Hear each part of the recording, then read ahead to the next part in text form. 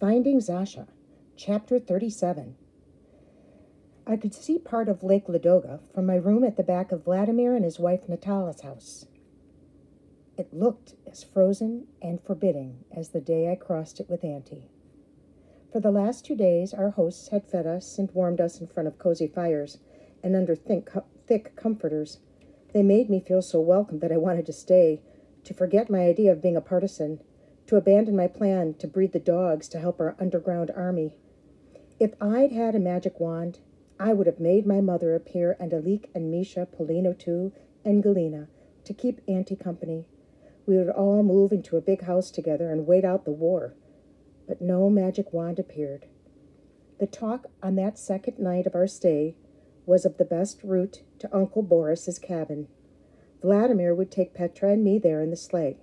We'd start out several hours before dawn to avoid drawing attention to ourselves and hopefully arrive just as the sun was breaking the horizon. The worst part for me was saying goodbye to Auntie. She was like my second mother, my aunt and my grandmother all in one. She taught me about the world, helped me see and understand things, made me feel safe, and helped me to be brave. For the time being, she would stay in Kobona with Vladimir and Natalia. We'd make a long-term decision soon. Petra had committed himself to staying with me for a while, he said. I have responsibilities, to so many. We'll get you settled in with your uncle, and then we'll see.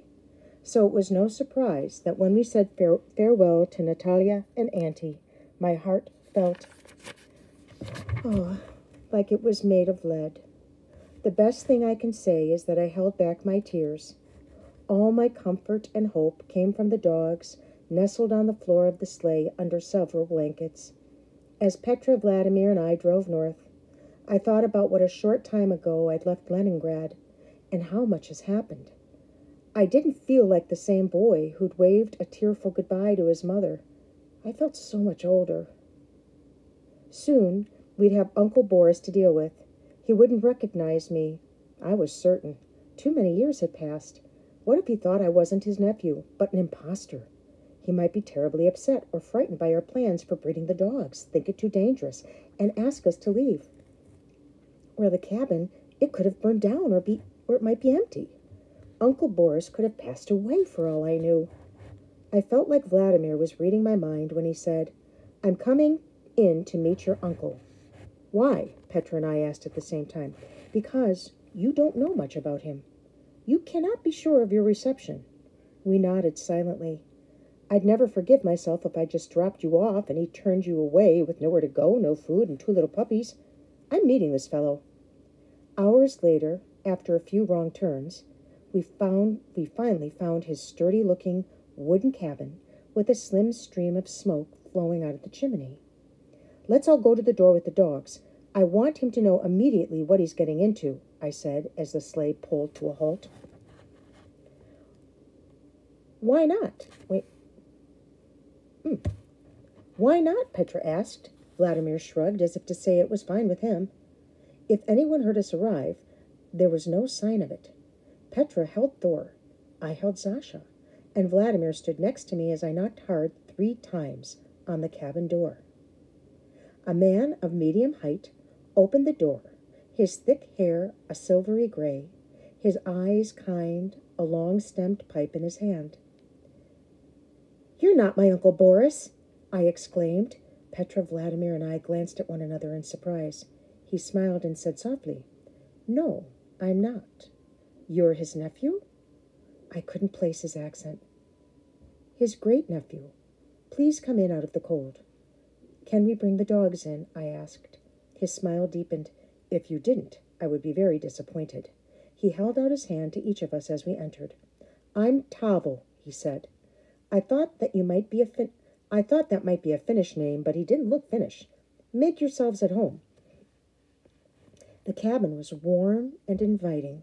A fire burnt low in the stone fireplace. Before I sat down, I asked, Is it all right to let the dogs down? Although the dogs had relieved themselves as soon as we got out of the sleigh, I didn't want an accident to make Tavo mad. Of course. He had such a serene look on his face, such a calm air about him, that it made me feel more peaceful. What are their names? The darker one is Thor. The one with the golden face is Zasha. He bent over in his chair, stretching his hands out so the dogs would come to him. When he made a funny chick, chick, chick sound out of the side of his mouth, both the dogs turned to him. Zasha trotted over to him, while Thor continued to sniff around the cabin. Tavo rubbed Zasha's head and scratched behind her ears and under her chin. Who does this dog belong to? We hesitated, exchanging awkward glances. She belongs to me, I said finally.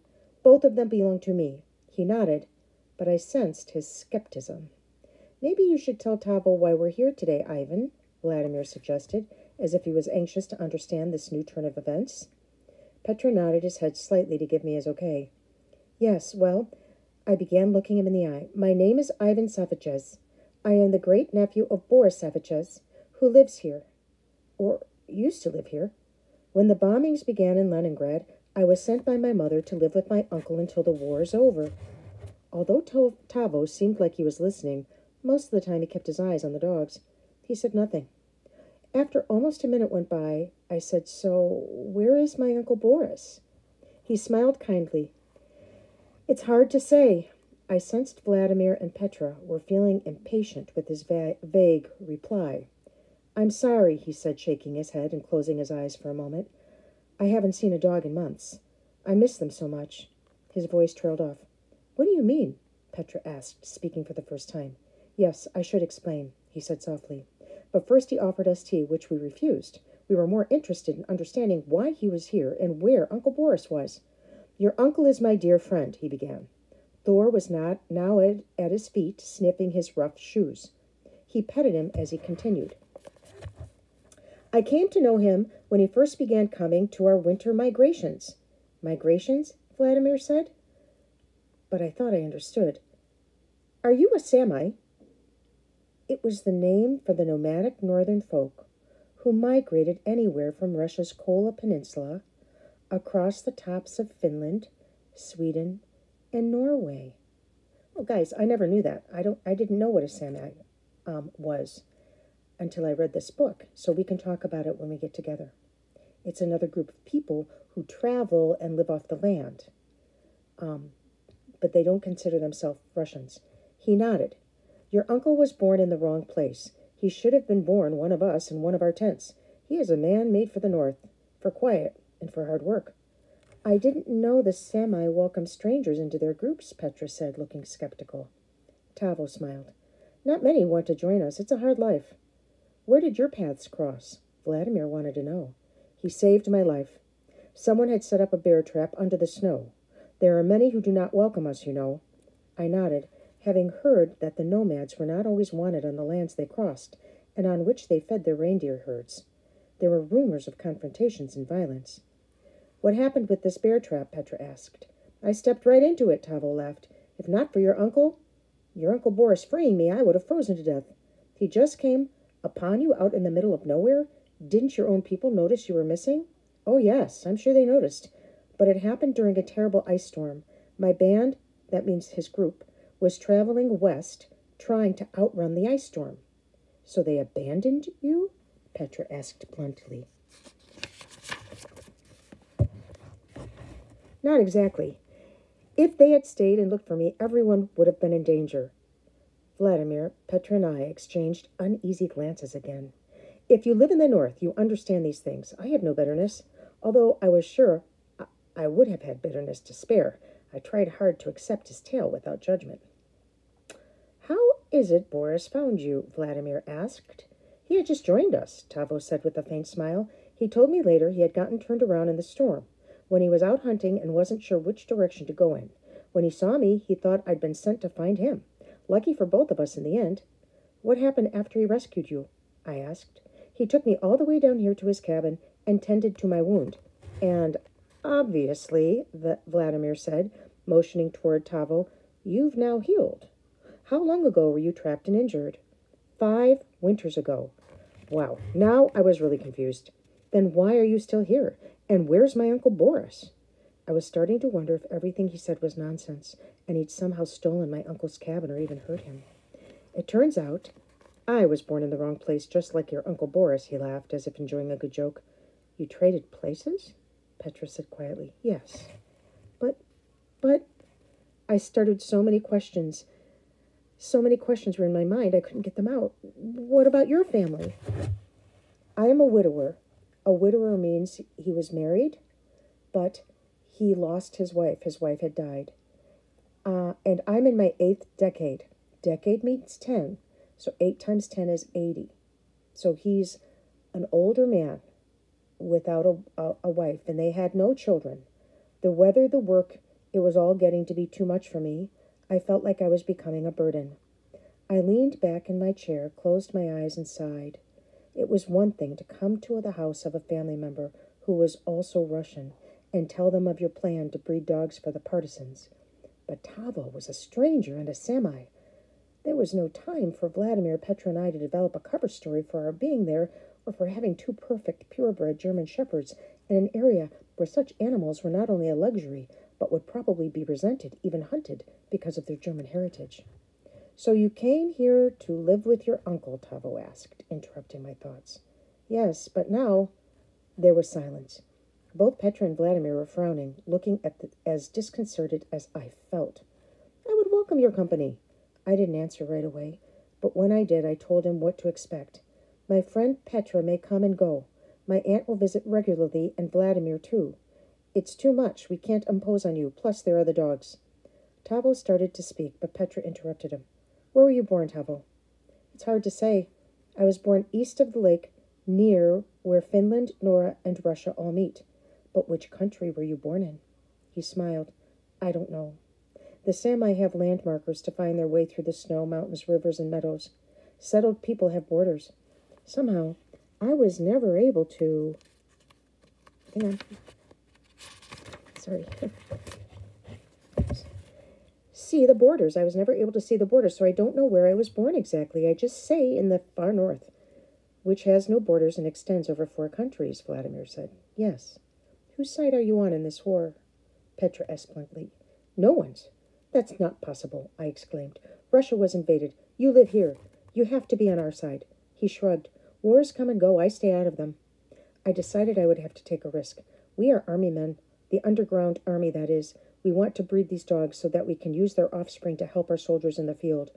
Tavo looked at the dogs and then at us. You want the dogs to be soldiers? Not these 2, but any puppies they might have. Tavo shook his head. That's a bad idea. Why? I demanded. For many reasons. Mostly because it's not fair to them. He gazed at me calmly. Why not? All the armies use them. Dogs like to perform tasks. It can help us win the war. He shrugged. They are your dogs. You can do as you please with them. But you don't approve, Petra said. No. You're right that dogs like to perform tasks and please their masters, but you're wrong to ask them to do it at the price of their lives. Vladimir leaned forward. Certainly dogs risk their lives every day for you on your migrations in the north. They did, he acknowledged, but it's different. They were part of our family, almost as much as our children. We all depended on one another. Sometimes the adults would go hungry to make sure the dogs were fed. But still, Vladimir insisted, you risk their lives. You're correct. There are special dangers in the north because of the cold, but no one shoots bullets at them. Someone set bear traps, Petra said. Yes, they did. And I'm glad it was me and not one of the dogs who was caught. The dog would not have survived. The entire time he spoke, Zasha and Thor competed for his attention. Finally, Zasha jumped into his lap. I'd always believed animals had a deep and quick sense about which humans were good and which were bad. Zasha's action told me a lot. It emboldened me. I have a proposal. I will live here until my Uncle Boris returns as my mother requested, and my friends will visit, as I told you before. Perhaps you could help me train the dogs, but not for any type of work with the partisans. Tavo sighed and stayed quiet for a few moments before he answered. Train them for what? Tavo asked. To be good dogs? No, that's not enough. They won't be happy. They'll have nothing to do, he answered. I eyed Vladimir and Petra, thinking of how much we'd gone through to get to this point, how it seemed to be slipping away. Uh-oh. I have an idea, Tavo said, as he stroked Zasha's head and Thor pawed at his leg to be picked up. These dogs are shepherds. That's what they're bred for. That's what will fulfill their nature. And I propose that we teach them, help them to be the best shepherds they can be. And then we have some decisions to make. Like what? We can rent their services out to farmers or shepherds to guide and guard their flocks. Dogs are getting scarce now, so I've been told. His words reminded me that in Leningrad I hadn't seen one for 2 months before I left. He continued before any of us could respond. We could give the money we made to this army of yours. Ah, Vladimir exclaimed. Not a bad idea. I'm sorry, I said firmly. The dogs aren't going anywhere without me. I'd never see them again. I think Ivan is right, Petra sighed. But the general idea is good. What other ideas do you have, Tavo? He laughed as Zasha licked his face. I felt a little jealous. He thought for a moment and said, We could buy our own sheep and let the dogs herd them. We could sell their wood and give the money to your army. Will sheep do well in this climate? Vladimir asked skeptically. I don't know, Tavo answered. What do sheep eat? Petra asked. It could be expensive. Tavo shrugged but smiled. I don't know. I'm just trying to come up with an idea that's better than yours. Then he laughed as Thor jumped on his lap, pushing Zasha off. You couldn't turn these dogs over to soldiers. Those men are good, but hard. They'd use the dogs as they saw fit. I shook my head. The idea sounded awful. How could I not have thought it through? Still, I said lamely, not Thor and Zasha, they're just puppies. Oh, I see, he said softly, as to indicate we both knew I had no enthusiasm for it. Do you have a garden, Tavo? Petra asked. Oh, yes. Although until spring, we'll be eating what I preserved from last year's harvest. Why do you want to know, Petra? I asked. Because the partisans also need food. And although Tavo's idea about herding is a good one, it's too complicated. He cleared his throat. Here's what I propose. How much land is here, Tavo? About 5 acres, but I can only plant 1. Why? Because there's just 1 of me. Is the rest of the land good for planting? Most of it. That will be our contribution to the partisans. Food. But there will be only 1 Ivan and me, Tavo said. At best we can tend 2 acres. What about the dogs? I asked, trying to get my mind around this new turn of events. Hang on. Petra looked excited. I can send men up here, men who need a break from the fighting. They'd welcome the chance to work outside in the sun with the crops and with the dogs as their companions. What about the dogs? I asked again. Tavo spoke before Petra could answer. We could begin to train them as farm dogs. As for breeding, why don't we just let nature take its course? Let's see who these 2 are when they're a little older. Sometimes dogs raised together act more like brother and sister and won't breed. I felt a peacefulness when I heard his thoughts. I liked that idea a lot. I could see that Vladimir and Petra did as well. This changes everything. I've never done any gardening or farming, but I know I can do it. I walked over and picked up Zasha, who was sniffing at the logs next to the fireplace. Could my aunt come up here and live with us? Tavo shrugged. I don't see why not. The cabin is small, but I can sleep in this room. Or we can build another room. Or 2. Because we'll have the partisans coming up to help us. I hate to ask this, Vladimir said, but what if the Germans get this far north? Wasn't it you who said improvising is what makes a partisan so effective? Petra answered. Vladimir looked pleased. That sounds like me, and true, too. That means, Petra was saying to Vladimir, if in fact the Germans do come up this far north, then you're going to have to come up with a plan on the spot.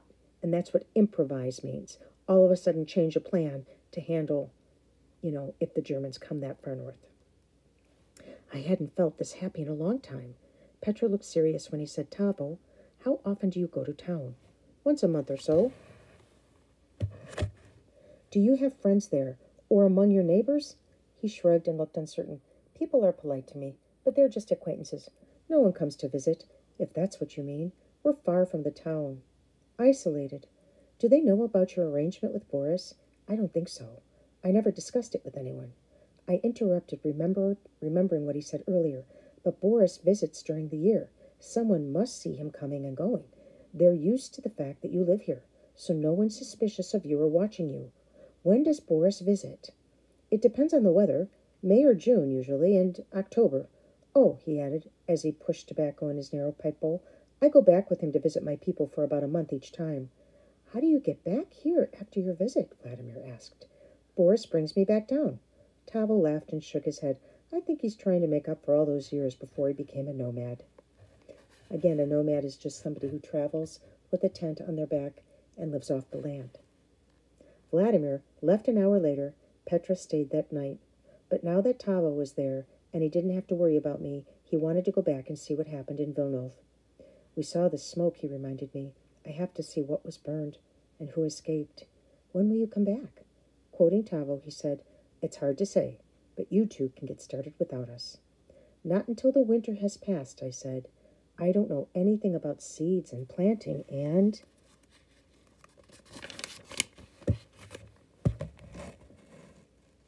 There are the dogs to train, Ivan. And didn't you talk about adding rooms onto the cabin? Surely you can start on that, even though snow is on the ground. Yes, I suppose so, I said, suddenly overwhelmed with all the things that had to be done, although each one excited me. And your Auntie Vera will be coming up soon, I'm sure. That thought filled my heart with joy. Christmas will be here in no time. Go find a tree to bring in the cabin. There's plenty to do. That night, Petra, the dogs, and I all slept in the same room on 2 comfortable straw-filled mattresses. Petra, I said, just after he blew out the last candles that lit our room, do you really think this will work? He laughed and sighed. It's hard to say. Okay, that was great. So I'll be recording the next chapter and posting it shortly.